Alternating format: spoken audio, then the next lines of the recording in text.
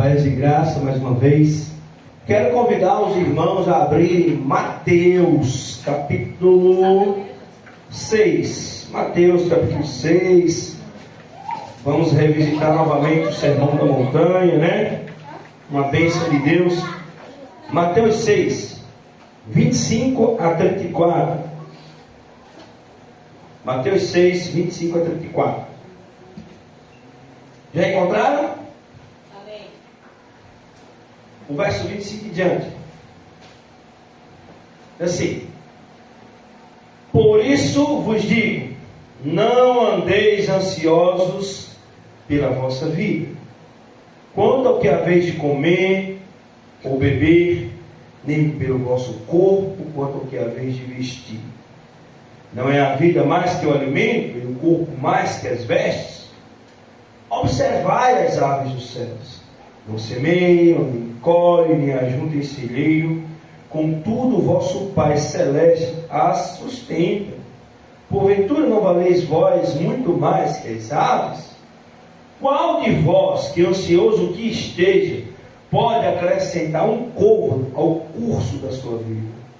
E por que andais ansiosos quanto ao vestuário? Considerai como crescem os lírios do campo, eles não trabalham, nem fiam. Eu, contudo, vos afirmo que nem Salomão, em toda a sua glória, se vestiu como qualquer deles. Ora, se Deus veste assim a erva do campo, que hoje existe e amanhã é lançada no forno, mas vós outros, homens de pequena fé, porquanto não vos inquieteis dizendo: que comeremos? Que beberemos? Ou com que nos vestiremos? Porque os gentios é que procuram todas estas coisas, pois o vosso Pai Celeste sabe que necessitai de todas elas. Amém? Amém. Irmãos, queridos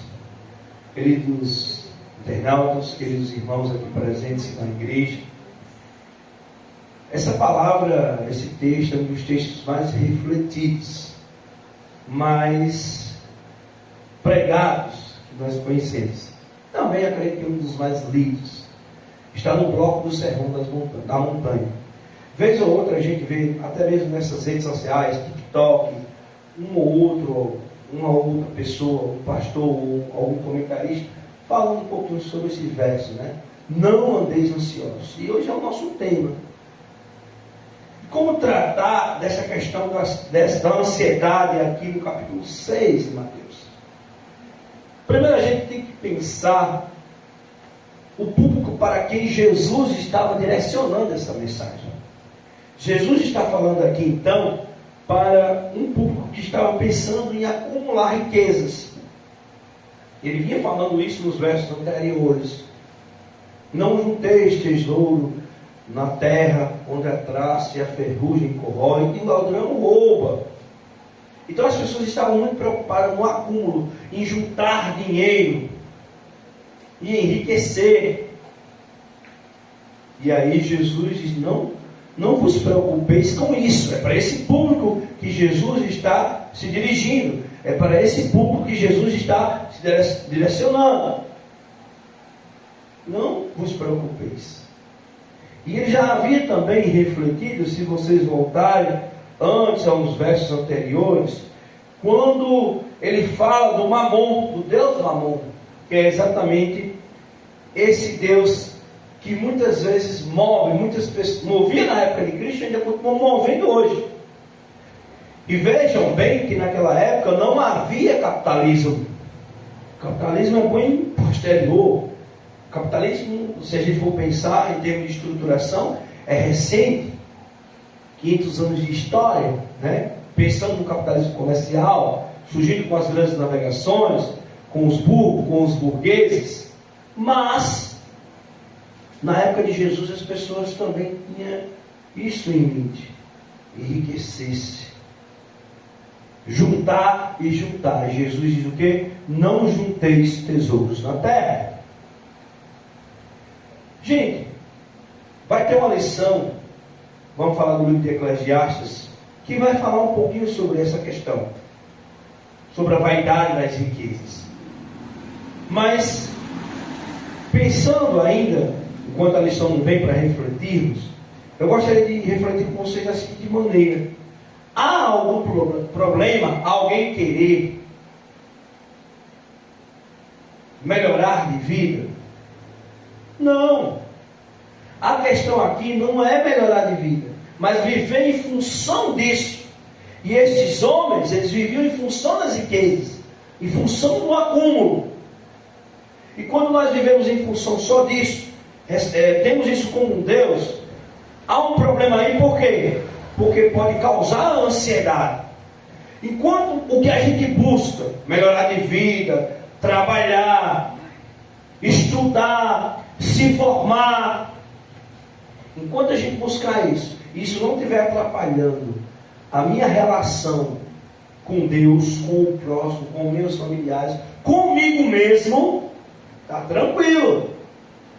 O perigo é quando isso passa a atrapalhar a nossa vida, a nos adoecer, a causar preocupação em nós, trazer ansiedade. Mateus capítulo 6, 25 até o 32. Então, quando nós passamos a nos preocupar, viver em função de algo, e que aquele algo nos causa preocupação, ansiedade, incertezas, nós temos que rever. Vocês me entendem, irmãos? Então, Jesus está orientando ao público dele, aquele público que estava muito preocupado com as riquezas, em juntar, em acumular. Jesus orienta aquele público, e também, por tabela, esse conselho de Jesus nos alcança também. Ele nos diz o quê? Que isso não seja motivo de nos tirar a paz, de nos tirar o sono.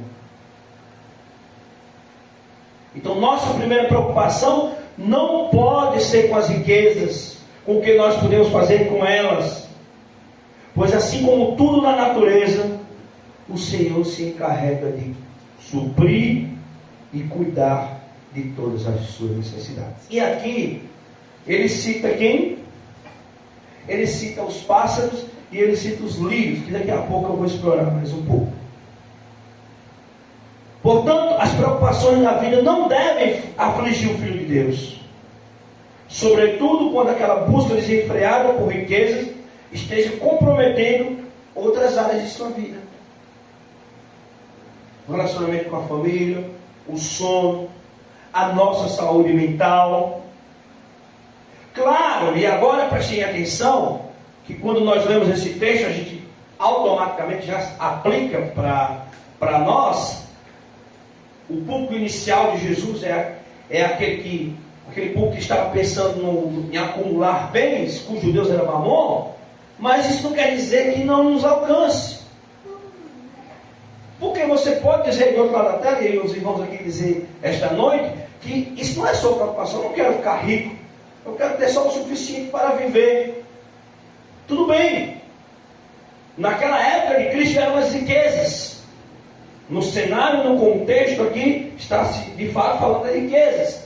Mas qualquer outra coisa, que assim como as riquezas venham nos tirar a paz, venham afligir o Filho de Deus, tirar o sono, causar preocupações, trazer incertezas para a vida, aí pode ser um emprego, pode ser se formar, pode ser qualquer outra coisa, a gente tem que avaliar. Porque muitas vezes, nós, ao fazermos isso, colocarmos as nossas forças, se colocar com intensidade em busca de certas coisas, Jesus diz, não, você está esquecendo que eu sou o dono da prata e do ouro, que eu tenho tudo, que eu cuido dos pássaros, que eu cuido dos lírios do campo, e eu estou cuidando de ti. Calma, eu sou fiel contigo. A gente cantou aqui essa noite.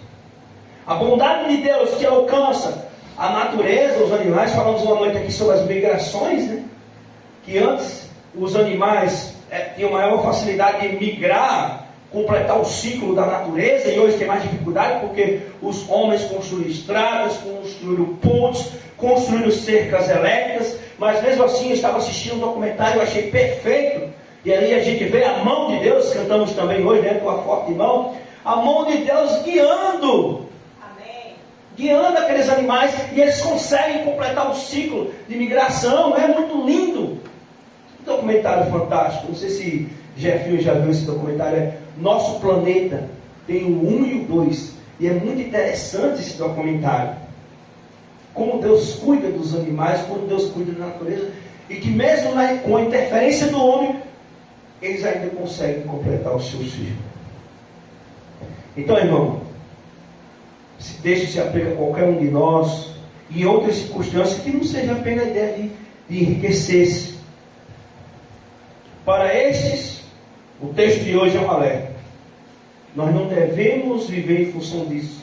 Se colocar no terreno das incertezas, da preocupação, da ansiedade.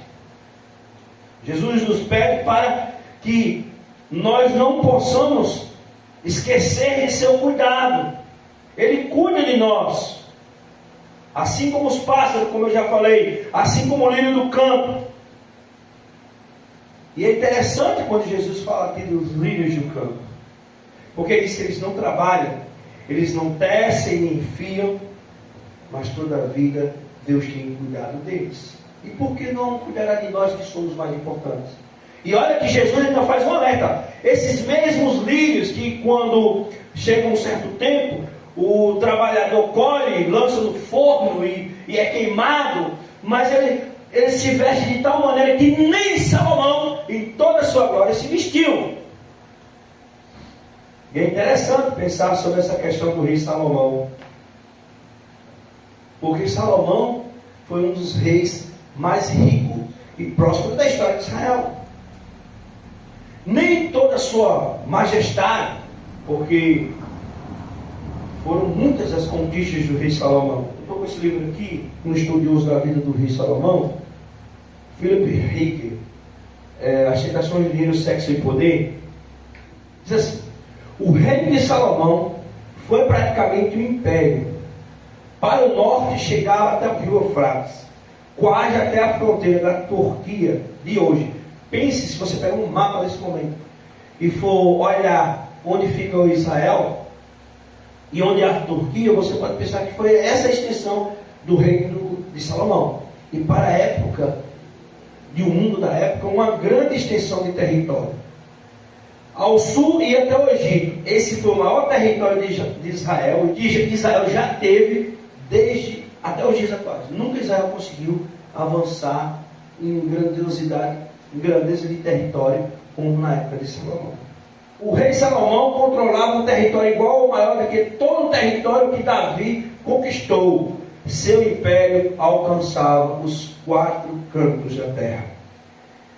Então, pensando nessa glória do rei Salomão, que alcançava os 4 cantos da terra, Jesus faz agora um discurso ao dizer que nem Salomão, com toda essa glória que a gente acabou de ver, se vestiu igual aos lírios do campo, a essas flores silvestres. O livro ainda fala que Salomão, além do grande templo que ele construiu, que foi um símbolo, né, da força e do seu reinado, mas também da sua força religiosa, mas Salomão ainda construiu um palácio para ele de frente ao templo. Com o tempo se tornou muito maior, muito mais grandioso do que o próprio templo que ele havia construído para Deus. Sem falar em outros palácios, em outras regiões para onde ele viajava, ou que o Império de Israel se estendia, que ele também construiu outros palácios. Mas o palácio principal dele, onde ele morava, era de frente ao templo de Deus. E com toda essa glória, olha aqui um detalhe, com toda essa glória, com todo esse empenho, né? Com toda essa dedicação que o monarca teve para construir sua casa, olha o que aconteceu para ele ter essa glória. Olha só, Naldinho, esse detalhe. Quando está na página 147 desse livro aqui, ó, ele diz assim: Salomão teve que enviar milhares de lenhadores e lavradores de pedra para as colinas. Colinas eram lugares altos. Retirar as pedras de lá. Enviou lenhadores, trabalhadores para as colinas. Quando eles voltaram, levaram ainda mais de uma década para construir aquele palácio que ele morava. Veja esse detalhe. Quantos lenhadores? Quantos lavradores? Quantos anos ele levou para fazer isso? Tudo isso deve ser colocado no cálculo. Aí Jesus diz: por que a glória dos lírios é uma glória maior? Porque os lírios é superior do rei Salomão e não precisou desses anos todos. De uma vez só apareceu toda essa glória. Só no fato do próprio ciclo da natureza que Deus deu as condições para que ele sobrevivesse, né, se reproduzisse, ele conseguiu uma glória maior do que a do rei Salomão. Salomão precisou de anos, precisou de lavradores, precisou de construtores, para ter a glória que ele queria, ou que ele teve, ou chegou a ter. Os lírios não. Então a glória do lírio é muito maior. Eles não tecem, no entanto, sua beleza é superior à do rei Salomão, do seu reinado, do seu palácio. Eles moravam, podemos dizer assim, vestiam-se de uma veste muito superior às vestes reais do rei Salomão. Eles moravam nessas vestes com conforto, com uma beleza, com um encantamento que nem uma morada, nem um palácio do rei Salomão dera para ele. E aí esse autor aqui diz assim: há mais glória em uma única flor silvestre do que todos os palácios do rei Salomão. Isso só ilustra o que Cristo falou, pois mesmo nós não estamos morando em palácios como o rei Salomão, ou vestido com roupas da realeza. Mesmo assim, nós não precisamos nos preocupar, Eduardo. Se Deus tem cuidado tão bem dos lírios, que se vestem muito melhor, que tem uma morada muito melhor, podemos então confiar que Ele tomará muito mais cuidado por mim e por você. A bondade de Deus vai nos alcançar muito mais. Amém. Então nós não precisamos nos preocupar com o que havemos de comer. O texto diz: o que comeremos, o que vestiremos, onde moraremos. Será que eu vou conseguir pagar o aluguel no próximo mês e a fatura do cartão de crédito? Vou conseguir me formar? Será que eu vou conseguir passar no concurso? Quais serão as oportunidades de emprego? Será que eu terei, sim ou não? São essas questões que nos deparamos sempre. E aí Jesus: não vos preocupeis. Não quer dizer, preste atenção, vou fazer uma ressalva, você que está do outro lado, que a gente vai ficar numa rede esperando as coisas acontecerem. Não é isso. Eu não vou questionar o texto de Jesus, dizer que eu não vou me preocupar. Eu tenho que ter uma preocupação, um planejamento, porque eu tenho que ter iniciativa e atitude, buscar o melhorar de vida. A grande questão é que essa preocupação não lhe cause tristeza, não lhe cause incerteza, não lhe cause dor, não lhe cause ansiedade. Quando ele diz não vos preocupeis, não coloque sua vida, não fundamente sua vida em cima disso, para que você viva ansioso.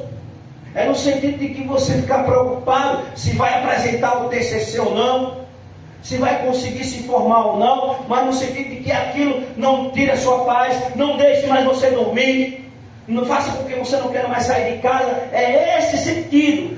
Não vos preocupeis, ou seja, não tenha ansiedade por isso, não provoque medo em você mesmo, não viva em função disso. É nesse sentido. Não destrua sua saúde por causa disso.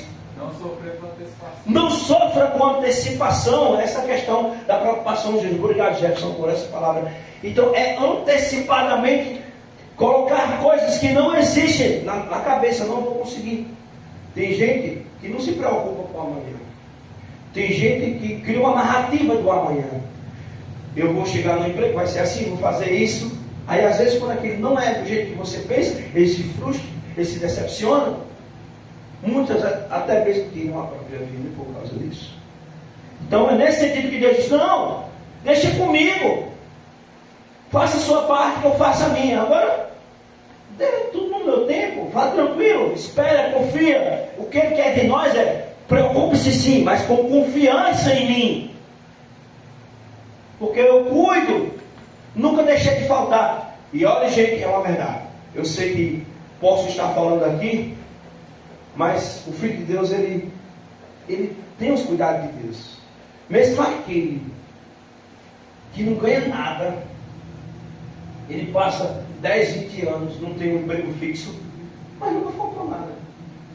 Ele passa por escassez, ele passa por dificuldade, mas assim, de alguma forma, Deus proverá, Deus provém para ele, e ele consegue, com dificuldade, mas ele vai conseguindo superar aqueles obstáculos. Assim também, nós não precisamos nos preocupar com o que comer e vestir, no sentido do que eu falei, se preocupar, sofrer com antecipação, em achar uma casa para morar, onde vai morar, ou assim, uma casa, no caso do rei Salomão, um palácio para morar. A gente tem que fazer planos de vida, claro, melhorar de vida, mas nunca que aquilo pode, do mesmo jeito que eu comecei a contextualizar hoje, aqueles homens que se preocupavam com as riquezas, que eles viviam em função disso, e aquilo causava sofrimento por antecipação, e aí por isso que Jesus disse, não é assim não. Não vivam em função disso. Isso não é mais importante. E ele diz mais isso, o corpo não é mais importante que a comida. Nem as vestes ou o lugar que você mora é mais importante do que o seu corpo. Se você adoecer seu corpo, como é que você vai se alimentar se o seu corpo está doente? E aquele vestido bonito que você vai comprar para o final de ano, você vai vestir como se seu corpo está doente. Se você está com a diabetes, né? Deus nos livre, e você agora vai ser amputado uma parte do seu corpo, e aí, onde é que vai ficar aquela beleza do vestido e da veste que você comprou? O que é que adianta morar no palácio como o rei Salomão se você está doente? Tem um caso, não vou mencionar nomes, de uma professora que trabalha comigo, que ela está tendo dores direto, não consegue dormir, não consegue nem assistir uma TV em casa. Qual é o prazer que ela tem em vestir uma roupa e sair com os amigos? Qual é o prazer que ela tem? Então ela está até afastada de dar aulas, de ir para um evento. Qual é o prazer que ela tem na comida? Então, a comida, as vestes, aí eu tenho que ter essa veste. O lugar onde eu vou morar, nada disso é mais importante do que você mesmo. Você é mais importante, então cuide-se. Porque cuidando de si, você cuida de quem você ama. Amarás o teu próximo como a ti mesmo. Não adianta estar com a despensa cheia, um guarda-roupa, com roupas de grife, com últimos vestidos da moda, se você não tem saúde para comer, se você não tem condições de vestir-se esse equilíbrio com aquela roupa, porque você está sentindo dor. Então agradeça a Deus pelo que tem. Temos o que podemos ter, somos o que podemos ser. Acho que Jefferson conhece essa frase. Isso é de um grupo musical. Exatamente. Eu gosto bastante, ele diz: temos o que podemos ter, somos o que podemos ser. Nós vivemos na sociedade do ter. Ter status, ter isso, ter aquilo, ter um iPhone, ter isso, ter aquilo. E às vezes por aquilo que a gente não tem, mas quer ter, as pessoas adoecem. Porque vivem em função de ter o último tênis da moda. Vivemos em função de comprar o celular de última geração. Aí gera ansiedade. Porque fulano tem e eu não tenho. E é a lógica capitalista. Se um tem, todos têm que ter. Se na época de Jesus as pessoas viviam em função disso e não existia o capitalismo, imagine hoje. Isso está matando muita gente. Jesus deseja que estejamos bem em todas as áreas da nossa vida. Mental, físico e espiritual. É o tripé. Nós somos um sujeito integral. Holístico completo. Então devemos sim cuidar da gente no físico. Exercício, sono, da mente, ter boas leituras, assistir bons programas, meditação, boas séries, mas também buscar a Deus, boas leituras espirituais, leitura bíblica, devocional com Deus. E qualquer coisa que comprometa uma dessas áreas deve ser revista, ou se estiver comprometendo, deve ser revista e deve ser evitada. Então Jesus condena então a forma louca e obsessiva por juntar, acumular, encher a medida do ter. Somos o que podemos ter. As pessoas querem ser o que têm. E tem até um ditado, né? Só vale quem tem. Eu ouço muito isso do meu pai. Mas a gente não pode viver em função disso sem avaliar as consequências disso.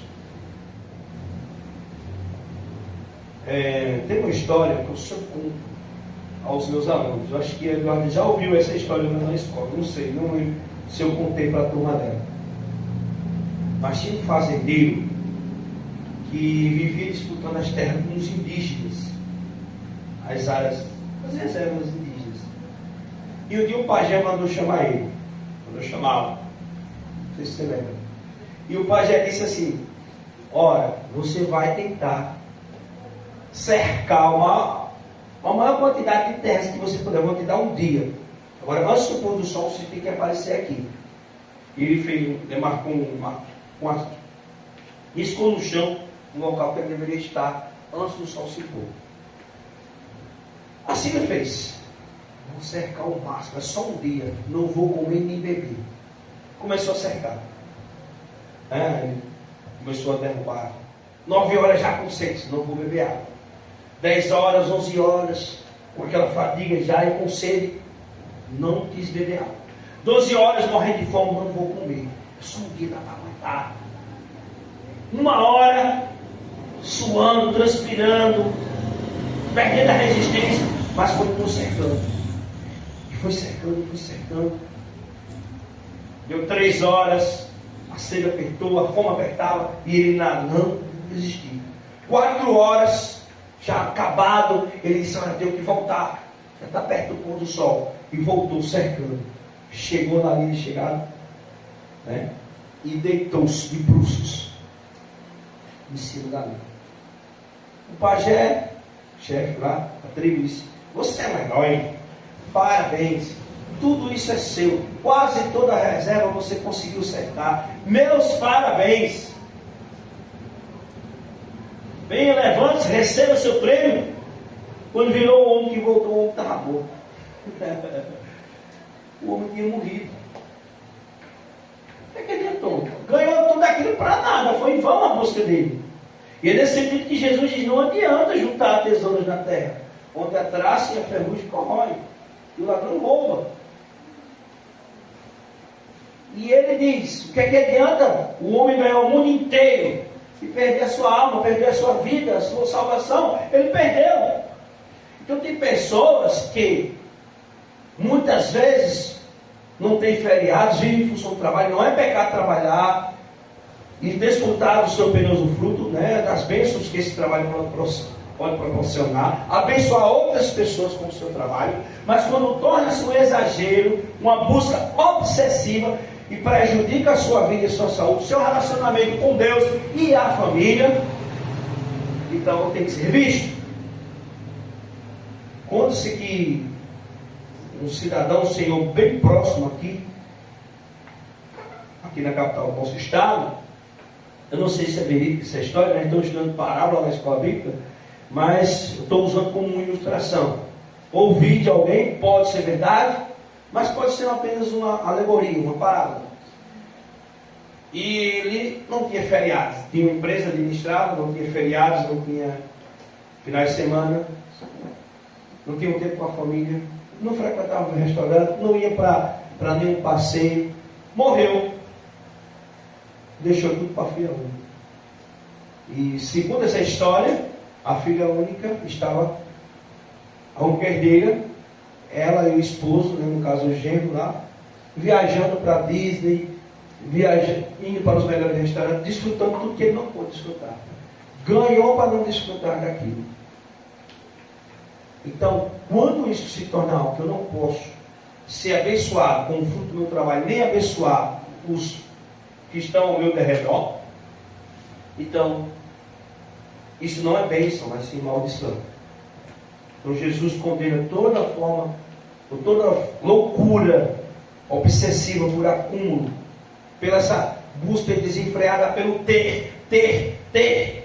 E esquecer de que o que nos faz realizar como pessoas e como cristão é ser cristão, ser filho de Deus, ser pai, ser mãe, ser irmão, ser amigo. As pessoas não têm tempo para ser nada disso, se sua busca é somente o ter, se vive em função do ter. Não é pecado, repito, melhorar de vida, mas quando isso vira uma obsessão, isso pode resultar em consequências calamitosas para a vida. O nosso trabalho, por exemplo, pode ser sim uma bênção em nossa vida. Como disse, é através dele que nós abençoamos os nossos, abençoamos a nós mesmos, abençoamos nossa família, abençoamos a igreja. Mas em excesso pode se tornar uma maldição. A ocupação demais, gente, já é comprovado ali. Os consultórios de psicologia, psiquiatria estão cheios. Muitas pessoas que acumulam estresse devido ao trabalho, por causa muitas vezes de excesso de trabalho. Casamentos estão sendo desfeitos, divórcios por causa disso. Trabalho exaustivo, aliado a uma busca desenfreada por dinheiro, por status, tornou-se uma das causas de ansiedade e outras doenças mentais do mundo atual. Todo esse esforço exagerado, quando começa a prejudicar o nosso relacionamento com Deus, o tempo que nós devemos dedicar à família, aos amigos e até a nós mesmos, de se cuidar, de fazer um exercício físico, de dormir bem, de fazer uma boa leitura, isso deve ser evitado. Nenhum sacrifício para manter um padrão de vida elevado pode compensar o sono do trabalhador. As riquezas, nesse sentido, é apenas uma vaidade em busca de mais uma coisa, de outras vaidades da vida. E nenhum remédio será capaz de devolver essa paz. O livro de Eclesiastes diz assim: doce é o sono do trabalhador, quer coma pouco, quer coma muito, mas a fartura do rico não deixa dormir. Eclesiastes capítulo 5, versículo 12. E agora, irmãos, eu vou para a parte final. Deus é um Deus de detalhes. Ele cuida dos lírios, Ele cuida das aves. Você vê a mãe, né? Até uma certa idade, ele não tem condições de ir atrás do seu próprio alimento. E a mãe vai pegar e coloca o alimento na boca. Até que um tempo, a mãe já sabe que chegou àquela idade e deixa que ele vai fazer o processo sozinho. Então Deus é um Deus de detalhes. Como eu disse no início, as migrações, por exemplo, os processos das migrações, Deus tem, mesmo com tudo que o homem já fez, as interferências do humano, pontos, estradas, cerca elétricas, mas eles conseguem completar o processo. Deus permite que isso aconteça. Então, do mesmo jeito que Salomão, na maneira de Salomão, Jesus pede aos discípulos e também a nós, para que as preocupações da vida, como comida, dinheiro, vestimento, não venham tirar a nossa paz. Isso não deve afligir o Filho de Deus, sobretudo quando isso se torna uma obsessão, uma busca desenfreada por ter cada vez mais. Nada disso valerá, nenhum padrão que a gente queira alcançar para nós, para a nossa família, pode tirar o preço de nossa tranquilidade. Existem coisas muito mais valiosas que status, do que luxo, do que dinheiro. Jesus então pede para nós não ficarmos ansiosos por isso. Ele tem cuidado de nós. Ele é um Deus de detalhes, irmãos, como eu falei. Talvez você tenha dificuldade em reconhecer que Deus é um Deus de detalhes. Talvez você do outro lado também tenha. Mas existem muitas coisas na nossa vida, viu? Que mostram como Deus cuida dos detalhes da nossa vida. Desde o nosso nascimento. E aí eu convido você a refletir. O que tem acontecido em toda a sua vida, nos processos de existência, até mesmo nos últimos 10 anos? Você não consegue ver a mão de Deus aí? O cuidado de Deus aí? A bondade de Deus aí? Pense no que aconteceu nesses últimos 2 anos. Suas conquistas. Relacionamento, faculdade, trabalho, família. Tivemos uma pandemia terrível aí, né? Passamos por um processo difícil aí. Não foi fácil. Mas mesmo assim nós podemos ver no meio do caos, Deus organizando a vida de muitas pessoas. Fazendo muitas pessoas repensarem sobre a sua própria vida. Cuidando dos detalhes de sua vida. Eu me lembro que quando começou a pandemia, meu pai adoeceu. Nesse período eu tive tempo de cuidar dele. Não estou dizendo que a pandemia foi para cuidar dele. Mas a gente poderia ver algo tão ruim, que no meu caso aí, precisava de minha assistência. Minha esposa engravidou nesse período.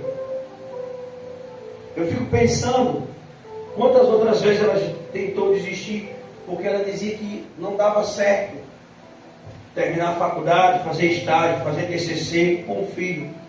E houve esse período, que foi exatamente o período da gravidez, esse período da pandemia, que deu tempo para dar assistência à nossa filha.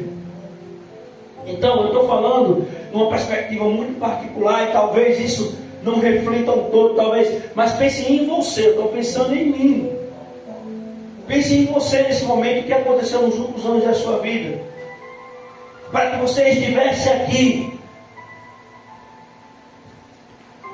E aí você perceberá realmente como Deus cuida dos detalhes da sua vida, como Deus cuida de você. Qual é a sua preocupação hoje? Pergunta. É com o futuro? Você que é um empresário, talvez já assista essa live. Eu refleti sobre esse texto quando estávamos aí na pandemia. E agora como é que vai ser? Muitos empresários ficaram à beira da loucura. Como é que, se ninguém trabalhar, eu não vou lucrar? Como é que eu vou pagar os meus funcionários? Muitos ficaram ansiosos, desesperados na época. Qual é o seu problema hoje? É com a dívida do cartão de crédito? É com o empréstimo do banco que não tem como sanar? É com o enxoval do bebê que está prestes a nascer e você não tem de onde tirar o dinheiro para comprar o enxoval? Não deixe expirar a paz. Olha o Senhor. Lance sobre ele toda a sua ansiedade, porque como diz Pedro, no capítulo 1, verso 7, Ele tem cuidado de nós. Amém. Ele está cuidando dos detalhes de sua vida, como diz os Salmos 37:5. Entrega teu caminho ao Senhor, confia nele, e o mais ele fará. Entrega a ele a direção da sua vida. O leme, deixa ele conduzir a sua embarcação. Enquanto nós queremos Deus, a gente está no mesmo barco que Deus, né? Quando a gente quer dirigir, tomando o leme de Deus, a direção de Deus. É como uma pessoa que está aprendendo não sabe nem dirigir, eu vou dirigir e como é que quer tomar a direção, não sabe nem dirigir. Do mesmo jeito é a gente, às vezes não sabe nem dirigir a nossa própria vida e quer tomar a direção das mãos de Deus. Não deixa ele. Conta-se uma história, e eu vou encerrar com ela. Você já deve ter ouvido que um dia um navio estava afundando. Os marinheiros desesperados para lá e para cá, tentando tirar a água, e uma criança brincando com a boneca. E uma pessoa chegou para mim: minha filha, você não está preocupada, não está ansiosa, né? Para dizer assim. O barco está afundando e você aí tranquilo, como se nada tivesse acontecendo. Sabe por quê? Porque meu pai está no leme. Ele é o capitão dessa embarcação. Então deixa ele ser o capitão da sua embarcação. Deixa ele dirigir sua vida todos os dias. Olha, quando Laís canta essa canção, onde você estiver, faça saudação ao Senhor. Senhor, eu já tentei de tudo, não vejo saída, mas eu confio em Ti. Assim como essa criança que eu falei agora no final. Toma o leme, Senhor, toma a direção da minha vida. Até aqui eu vim, agora eu não posso mais seguir. Não tenho mais força, não tenho mais condições. Agora é contigo. Deixe Deus fazer o restante da obra na tua vida. Deus te abençoe grandemente.